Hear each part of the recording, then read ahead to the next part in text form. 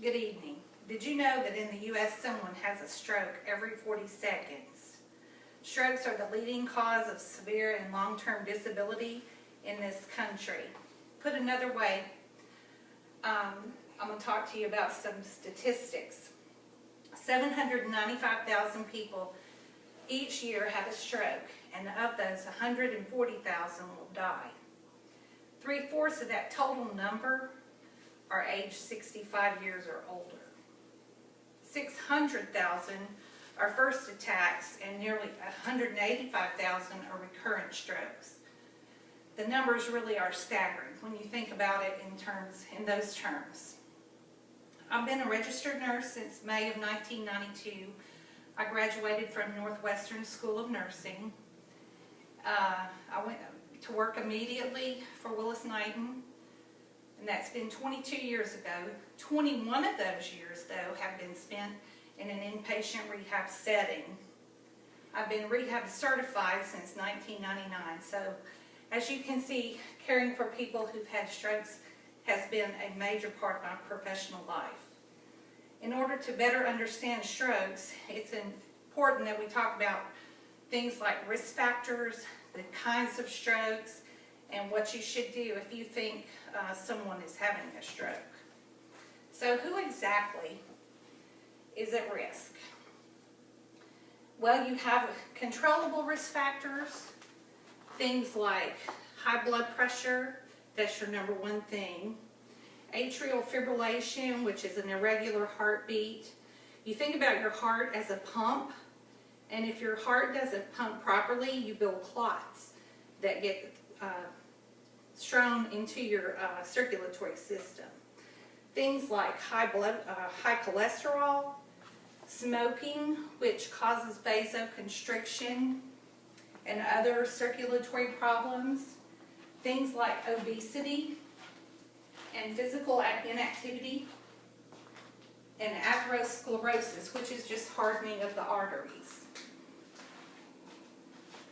Then you have the uncontrollable age factors, things like age, just like I said before, anybody who's 65 or older has an increased risk.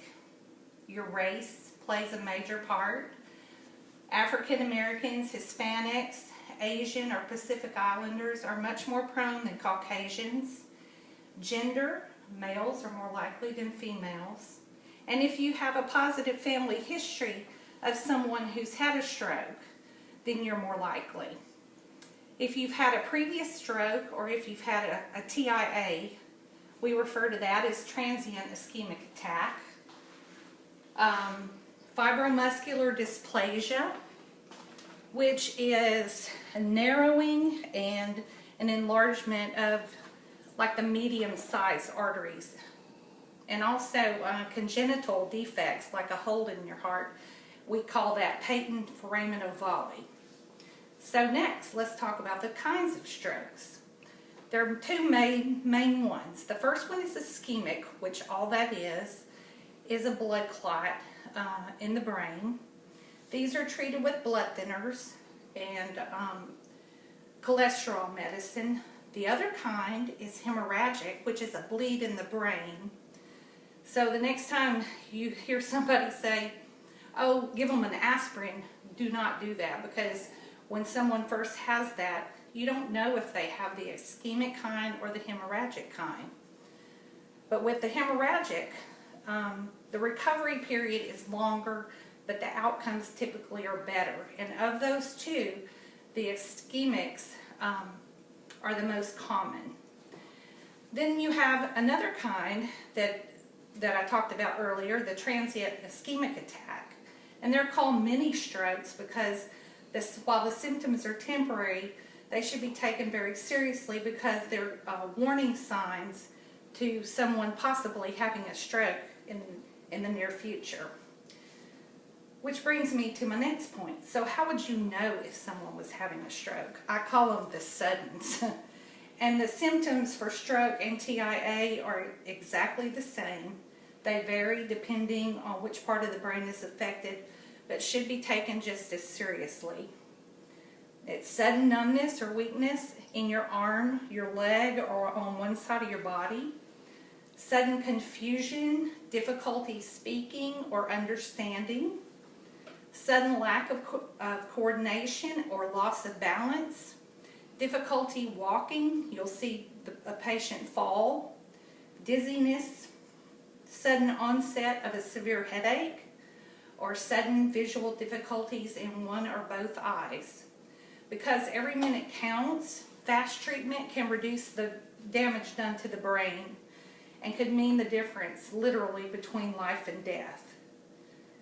So, according to the Center for Disease Control and Prevention, you should call 911. Not put the person in the car and take them to the hospital, but you should call 911 because those minutes in transit from wherever this happens to the hospital could mean the difference between life and death. So now that you have a better understanding of strokes, those at risk, and the signs and symptoms, you will know exactly what to do if you're ever faced with this life-threatening situation.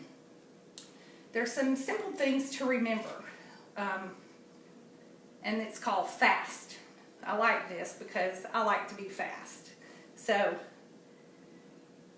you think of F as face. Ask that person to smile. Does one side of their face droop? A stands for arm. Ask the patient to hold their arms up. Are they having difficulty keeping that arm up in the air? And if so, that could be a sign.